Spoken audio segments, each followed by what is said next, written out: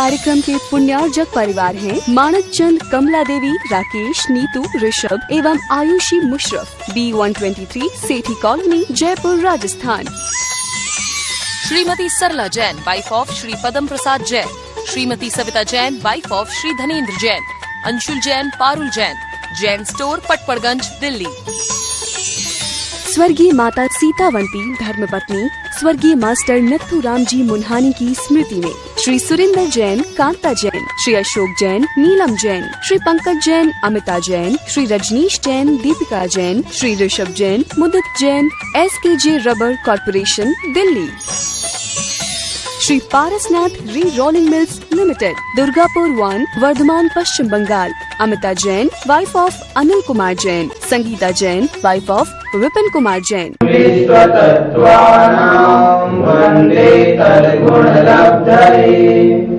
पंच परमेष्ठी भगवान की जय। संत शिरोमणि आचार्य विद्यासागर जी महाराज की जय। अभी तक हमने क्या क्या सुन लिया? 8वां अध्याय है। 8वें अध्याय में बंध तत्व का अच्छी प्रकार विवेचन किया गया है। बंध तत्व में प्रकृति बंध हो गया, स्थिति बंध हो गया।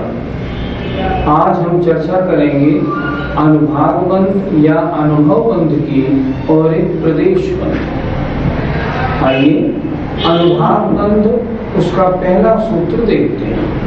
विपाकोनुभवः। विपाकोनुभवः। बोलिए विपाकोनुभवः। विपाक, विपाक माने कर्म का पक कर, अर्थात अपना समय आने पर द्रव्य क्षेत्र काल भाव के अनुसार फल देना, उसका नाम है विपाक। और कर्म की जो फलदान शक्ति है उसे हम कहते हैं अनुभाग बंध। इस बंध के 2 नाम पढ़ने में आते हैं, अनुभाग बंध या अनुभव बंध।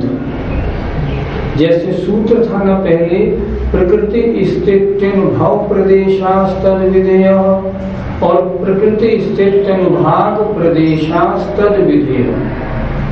इसको अनुभव बंध कह लो या अनुभाग बंध कह लो। अनुभव बंध, कर्म का फल कैसा अनुभव किया जाता है, या अनुभाग, कर्म का अनुभाग मतलब फलदान शक्ति कैसी है। सूत्र क्या कह रहा है? विपाकोनुभवः।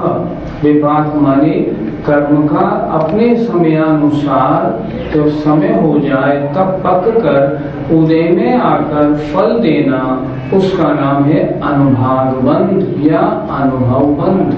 पंडित जी साहब, कर्म का फल कितने प्रकार से मिलता है? कर्म का फल 2 प्रकार से मिलता है, एक स्वमुख से, एक परमुख से। कोई कर्म अगर स्वमुख से उदय में आए, मान लो असाता वेदनी है, असाता वेदनी स्वमुख से उदय में आए और दुख देने में कारण बने तो स्वमुख। यदि असाता वेदनी द्रव्य क्षेत्र काल भाव के अनुसार परमुख से उदय में आए तो परमुख। 2 तरह से इसका फल मिलता है। उदाहरण से समझिए, मान लीजिए किसी जीव के शरीर में वेदना है, असाता वेदनी का उदय है, तो असाता वेदनी का स्वमुख उदय चल रहा है। मान लो वो आगे बढ़ के और किसी संवत्सरण में प्रवेश कर लेता है, तो क्या होगा? वो असाता वेदनी अब साता वेदनी रूप फल देने लगेगी। तो असाता वेदनी का असाता वेदनी रूप फल देना स्वमुख उदय है, और असाता वेदनी का कन्वर्ट होके साता रूप फल देने लगना, इसका नाम परमुख उदय है। तो कर्मों का उदय, कर्मों का फल 2 प्रकार से होता है, कभी स्वमुख और कभी परमुख। सयथा नाम, सयथा नाम, सयथा नाम। स माने वह कर्मों का फल या वह कर्मों का अनुभाग, यथा नाम अपने अपने नाम के अनुसार होता है। सूत्र बहुत सरल है। स माने वह कर्मों का फल, यथा नाम अपने अपने नाम के अनुसार होता है। जैसे ध्यान से देखें, ज्ञानावरण जब इसका फल होगा तो ये ज्ञान गुण को ढकेगा। ज्ञान आवरण बराबर ज्ञानावरण, इसका नाम है ज्ञान को ढकने वाला। तो ज्ञानावरण का फल कैसे होगा? ज्ञान को ढकने रूप होगा।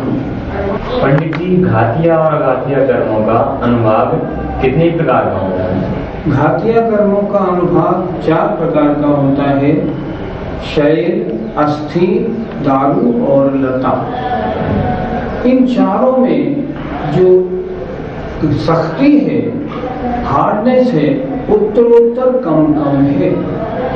जैसे सबसे कड़ा शैल पत्थर, उससे मुलायम अस्थि माने हड्डी, उससे मुलायम दारू माने लकड़ी, उससे मुलायम फिर होती है बेल माने लता। अर्थात क्या हुआ, जो घातिया कर्म सबसे कड़ा फल देते हैं उनके फल को हम कहते हैं शैल रूप, पत्थर जैसा। जो उससे मुलायम देते हैं उन्हें हम कहते हैं अस्थि रूप। जो उससे भी हल्का फल देते हैं उसे हम कहते हैं दारू रूप। और जो सबसे हल्का फल देते हैं उन्हें हम कहते हैं लता रूप। घातिया कर्मों का अनुभाग 4 प्रकार का। अघातिया कर्म 2 प्रकार के होते हैं, एक पुण्य रूप और एक पाप रूप। जो पाप रूप होते हैं उन पाप रूप कर्मों का फल 4 प्रकार का होता है। नीम, कांजीर, विष और हलाहल। नीम माने नीम का पेड़, नीम जैसे कड़वा होता है ऐसा कड़वा फल, सबसे कम फल। इससे ज्यादा कड़वी होती है कांजीर, तो नीम से भी ज्यादा कड़वी होती है। तो जिन पाप कर्मों का फल और ज्यादा खराब हो, इससे भी ज्यादा कड़वा होता है विष माने जहर, और सबसे ज्यादा कड़वा होता है हलाहल। तो पाप कर्मों का फल 4 प्रकार का होता है। अगर सबसे कड़ा है तो हलाहल, उससे हल्का है तो विष, उससे हल्का है तो कांजीर, और उससे भी हल्का है तो नीम जैसा। अब अघातिया कर्मों की जो पूर्ण प्रकृतियां हैं उनका फल भी 4 प्रकार का। उसके लिए आचार्यों ने बड़ा अच्छा उदाहरण दिया है। गुड़, खांड, शक्कर और अमृत।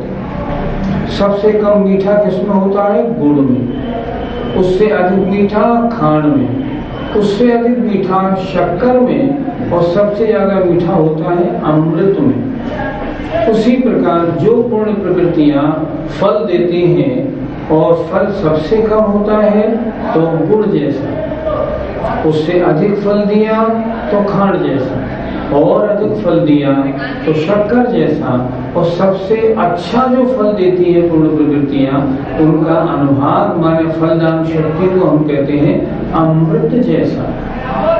सरल शब्दों में देखें तो हम एक बात और कह सकते हैं इसी में, फल मंद, तम और मंद, और तीव्र और तीव्रतम। फिर देखें, मंदतम सबसे हल्का, मंद हल्का, फिर तीव्र और तीव्रतम। इन कर्मों का फल 4 प्रकार का होता है। इसी तरह सब कर्मों का समझ लेना चाहिए। ततश्च निर्जरा, ततश्च निर्जरा, बोलिए ततश्च निर्जरा। ततश्च इसके बाद, सूत्र क्यों लिखा गया? कर्म उदय में आए, अपना फल दिया। फल कैसा दिया? नाम के अनुसार दिया। उसके बाद उन कर्मों का क्या हुआ? ततश्च निर्जरा। उसके बाद वे कर्म आत्मा से पृथक हो जाते हैं, अर्थात उनकी निर्जरा हो जाती है। कर्म उदय में आए, फल दिया, और फल देके आत्मा से झड़ जाते हैं।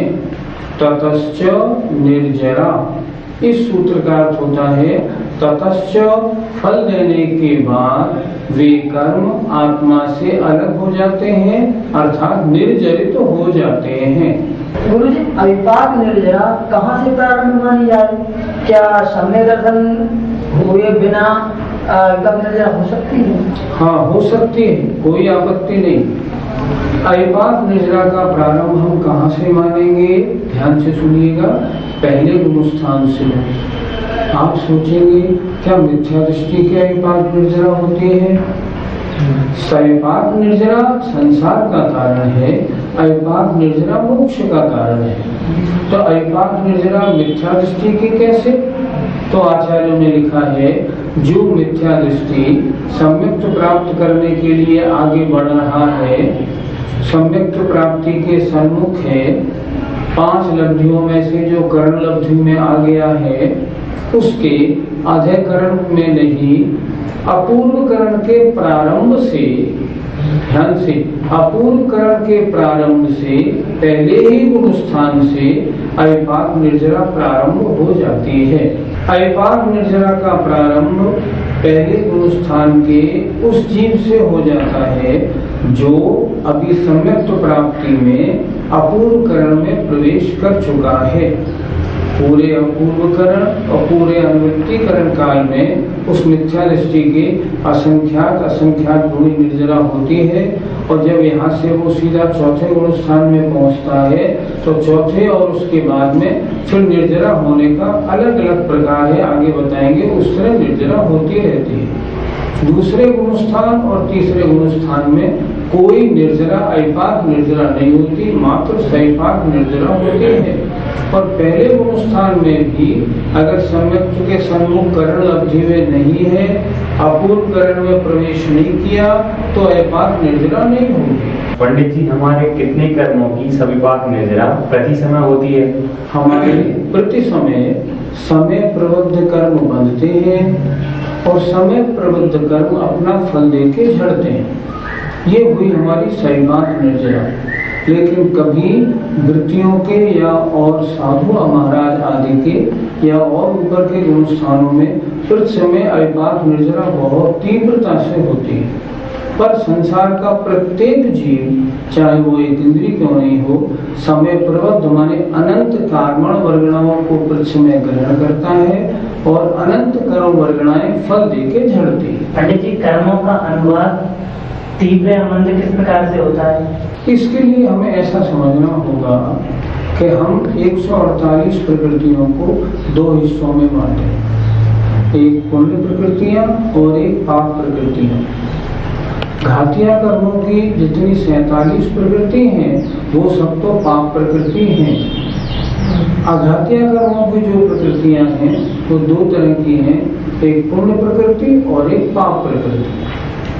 अब देखना, जो पुण्य प्रकृति हैं, यदि उनके बंधते समय आपकी कषाय मंद है तो अनुभाग ज्यादा पड़ेगा, और यदि कषाय तीव्र है तो पुण्य प्रकृतियों में अनुभाग कम पड़ेगा। और समझें, अगर कषाय की मंदता से आपने साता वेदनी बांधी है तो मिठास ज्यादा होगी, और साता वेदनी अगर कषाय की तीव्रता में बांधी है तो मिठास कम होगी। इसके साथ साथ अब हम पाप प्रकृतियों को देखें। पाप प्रकृतियां कड़वी होती है। अगर पाप प्रकृति का बंध हो रहा है और कषाय की तीव्रता है तो पाप प्रकृतियों में फलदान शक्ति ज्यादा होगी, और पाप प्रकृति का बंध हो रहा है और कषाय में मंदता है तो पाप का फल तो मिलेगा पर हल्का मिलेगा। फिर एक बार समझ लें, पुण्य प्रकृतियों में मंद कषाय से तीव्र अनुभाग और तीव्र कषाय से मंद अनुभाग पड़ता है। पाप प्रकृतियों में तीव्र कषाय से तीव्र अनुभाग और मंद कषाय से मंद अनुभाग पड़ता है। इस प्रकार कषाय के अनुसार अनुभाग पड़ता है। आचार्यों ने लिखा भी है, जोगा पयडि पदेशा स्थिति अनुभागा कषाय दो हंति। स्थितिबंध और अनुभागबंध कषाय के अनुसार पड़ते हैं। गुरु जी, जिस कर्म को हमने जिस अनुभाग वाला बांधा है तो क्या उसका अनुभाग बदल सकता है? हाँ, बिल्कुल बदल सकता है।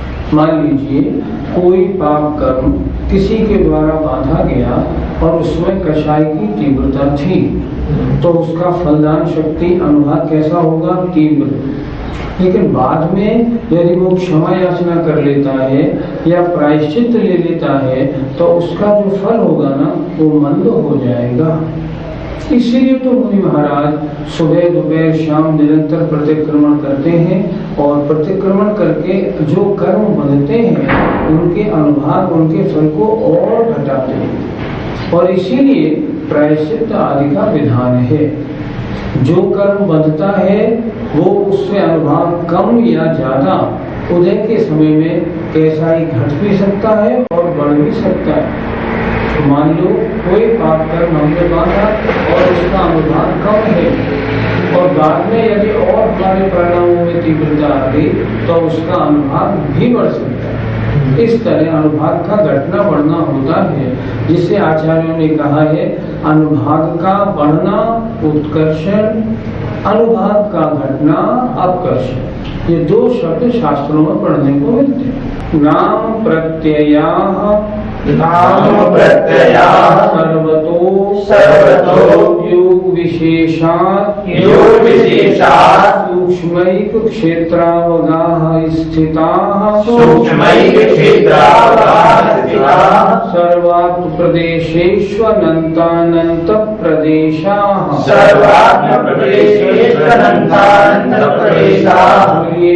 नाम प्रत्ययात् सर्वतो योग विशेषात् सूक्ष्मैक क्षेत्रावगाः स्थिताः सर्वात्म प्रदेशेष्वनन्तानन्त प्रदेशाः। ये सूत्र थोड़ा कड़ा है, आइए इसको हम बोर्ड पर आपको समझाएं। नाम प्रत्ययाः अपने अपने नाम में कारणभूत, सर्वतो प्रति समय, योग विशेषात् मन वचन काय माने योग मन वचन काय की विशेषता से, सूक्ष्म न रुकने वाली न रोकने वाली, एक क्षेत्रावगाह आत्मा के प्रदेशों में एक क्षेत्रावगाह रूप, स्थिता माने स्थित, और सभी आत्म प्रदेशों में सर्वात्म प्रदेशेषु अनंतानंत प्रदेशाः, अनंतानंत प्रदेश आत्मा के साथ बंधते हैं। चर्चा पहले खत्म हो गई अनुभाग बंध की, अब चर्चा इस समय चल रही है प्रदेश बंध की। प्रदेश बंध की चर्चा में ये हो रहा है कितने कर्म परमाणु, कितनी कार्बन वर्गणाएं आत्मा के साथ बंधती हैं। प्रदेश बंध तो क्या बता रहे हैं, देखें फिर एक बार। अपने अपने नाम में कारणभूत नाम प्रत्यया, अर्थात दर्शना वर्ण रूप जो परिणमन करने की योग्यता रखती है वे दर्शना वर्ण रूप में बंधती हैं। ज्ञानावरण रूप जो रखती हैं योग्यता वो ज्ञानावरण में बंधती हैं। इस प्रकार अपने अपने नाम में कारणभूत कब बंधती हैं? सर्वतो प्रति समय बंधती हैं। नार विभूतियां हो, नार की हो, हम सो रहे हो या जग रहे हो, प्रति समय बंधती हैं। योग विशेषात, योग माने मनवचन काय की क्रिया, उससे होने वाला आत्म प्रदेशों का फल स्पंदन अगर कम है तो कम बंधेगी, ज्यादा है तो ज्यादा बंधेगी। तो योग की विशेषता से क्या होता है? कर्म बंधते हैं, प्रदेश बंध होता है। प्रदेश बंध कार्बन वर्गणाओं का होता है। ये कैसे होती है? सूक्ष्म, न रुकती है न रोकती है। और ये कैसी होती है? एक क्षेत्रावगाह, मतलब आत्म प्रदेशों में पहले से ही मौजूद एक क्षेत्रावगाह होती है और स्थिता रुकी हुई होती हैं, अर्थात आत्म प्रदेशों में पहले से ही ठहरी हुई होती हैं।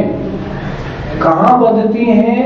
सभी आत्म प्रदेशों में बंधती हैं। सर्वात्म प्रदेशेषु जो कर्म आते हैं ना वो सारे आत्म प्रदेशों में बंधते हैं। मान लो हमने इससे हाथ से सामग्री चढ़ाई तो ऐसा नहीं जो साता वेदनी का बंध इस हाथ में हो और इस हाथ में नहीं हो। जो भी कर्म बंध होता है सारे आत्म प्रदेशों में होता है। क्या लिखा? सभी आत्म प्रदेशों में प्रदेश बंध होता है। और कितने परमाणु आते हैं? अनंतानंत प्रदेश परमाणु आते हैं। पंडित जी, जो कार्बन वर्णाएं आती हैं उनमें किस कर्म को कितनी मिलती है? सबसे ज्यादा कार्बन वर्णाओं का शेयर मिलता है वेदनी कर्म को, क्योंकि वेदनी कर्म सबसे ज्यादा काम में आता है। सुख दुख हमेशा रहता है। उससे कम मिलती है मोहनी कर्म को। क्यों? क्योंकि मोहनी कर्म का स्थितिबंध सबसे ज्यादा है, 70 कोड़ा कोड़ी। उससे कम शेयर मिलता है ज्ञानावरण, दर्शनावरण और अंतराय को बराबर बराबर। क्यों? क्योंकि उनका उत्कृष्ट स्थितिबंध 30 कोड़ा कोड़ी सागर है। उत्कृष्ट स्थितिबंध कम होता है तो शेयर कम मिलता है। उससे कम शेयर मिलता है नाम और गोत्र को, क्योंकि उनका उत्कृष्ट स्थितिबंध 20 कोड़ा कोड़ी सागर है। और सबसे कम मिलता है आयु कर्म। अब प्रश्न आता है पुण्य प्रकृतियां कौन सी हैं और पाप प्रकृतियां कौन सी? सूत्र देखें अगला। सद्वेद्य शुभायोर्नाम गोत्राणि पुण्यम। सद्वेद्य शुभायोर्नाम गोत्राणि पुण्यम। बोलिए, सद्वेद्य शुभायोर्नाम गोत्राणि पुण्यम। जितनी भी प्रकृतियां हैं उनमें घातिया कर्म की प्रकृतियां तो सारी की सारी पाप प्रकृतियां हैं। अब अघातिया कर्मों में सूत्र का अर्थ क्या है? सद्वेद्य अर्थात साता वेदनी, सत आयु अर्थात त्रिंचायु, मनुष्यायु, देवायु, सदनाम नाम कर्म की पुण्य प्रकृतियां, सदगोत्र अर्थात उच्च गोत्र, ये पुण्य प्रकृति हैं। अर्थात साता वेदनी, शुभ 3 आयु, त्रिंचायु, मनुष्यायु, देवायु, शुभ नाम और उच्च गोत्र, ये पुण्य प्रकृतियां हैं। अतोन्यत पापम। अतोन्यत पापम। बोलिए, अतोन्यत पापम। अत अन्यत इससे अलावा, पापम सब पाप प्रकृति हैं। अर्थात सारी घातिया कर्मों की प्रकृति पाप प्रकृति। वेदनी में असाता वेदनी, गोत्र में नीच गोत्र, आयु में नरक आयु, ये सब पाप प्रकृति हैं।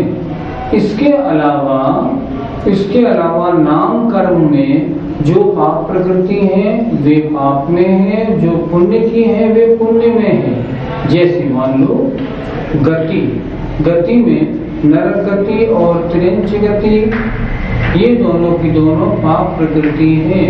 मनुष्य गति, देव गति, ये पुण्य प्रकृति है। इंद्री जाति में पंचेंद्री जाति पुण्य प्रकृति है। 1 इंद्री, 2 इंद्री, 3 इंद्री, 4 इंद्री जाति, ये पाप प्रकृति है। इस तरह इनमें पुण्य और पाप प्रकृतियों का बंटवारा है। जैसे सुस्वर पुण्य प्रकृति है, दुस्वर पाप प्रकृति है। बाधक पुण्य प्रकृति है, सूक्ष्म पाप प्रकृति है। जैसे पर्याप्त पुण्य प्रकृति है, अपर्याप्त पाप प्रकृति है। जैसे तीर्थंकर प्रकृति पुण्य प्रकृति है। नाम कर्म में 2 तरह का विभाजन है। अंतिम 2 सूत्रों में क्या बताया? साता वेदनी, शुभ आयु, शुभ नाम और शुभ गोत्र, ये पुण्य प्रकृति हैं। और सारा का सारा घातिया कर्म और इन अघातिया कर्मों की शेष प्रकृतियां, ये पाप प्रकृतियां हैं। इस प्रकार यहाँ बंध का प्रकरण पूरा हुआ।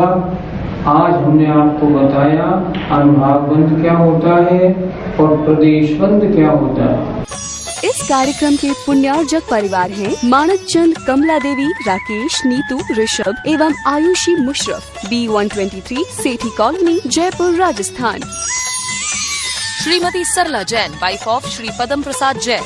Shrimati Savita Jain wife of Shri Dhanendra Jain, Anshul Jain Parul Jain, Jain store Patparganj Delhi.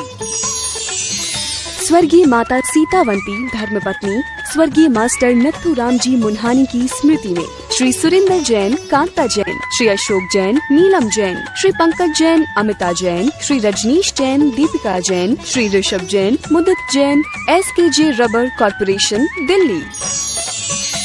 Shri Parasnath re rolling mills limited, Durgapur 1, Vardhaman Paschim Bengal. Amita Jain wife of Anil Kumar Jain, Sangeeta Jain wife of Vipin Kumar Jain.